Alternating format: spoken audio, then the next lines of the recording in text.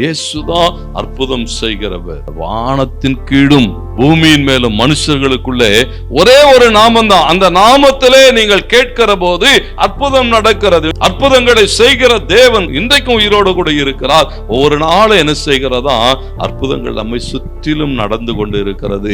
நித்தமும் காலையில, மத்தியானம், சாயந்தரம் எல்லா நேரங்களிலும் இயேசு அற்புதங்களை செய்து கொண்டு இருக்கிறார். நாம் போய் அந்த அற்புதத்தை எடுத்துக்கொள்ள வேண்டும். நாம கேட்கணும், ஆண்டவரே எங்களை என்ன செய்யும், குணமாக்க, ஆண்டவரே எங்களுக்கு உதவி செய்ய, எங்களுக்கு ஒரு அற்புதம் செய்யும். அது மாத்திரம் அல்ல, நம்முடைய போக்கஸ் மாத்தணும். நீங்க லூக்கா 10:17 வாசிங்கன்னா, சீஷர்கள் போய் அநேக அற்புதங்களை செய்வார்கள். ஆண்டவர் சொல்லும்போது சொல்ல, அப்படியே நான் சொல்ல, ஆண்டவரே பிசாசுடைய நாமத்தினால் எங்களுக்கு கீழ்ப்படிது, அப்படி எல்லாம் சொல்லும் போது எஸ்ஸாம் என்ன தெரியுமா எல்லாம் சரிதான், இதுக்காக சந்தோஷப்படாத, பரலோகத்திலும் பேர் எழுதி இருக்கிறது, அதுக்காக சந்தோஷப்படுவோம். போக்கஸ்.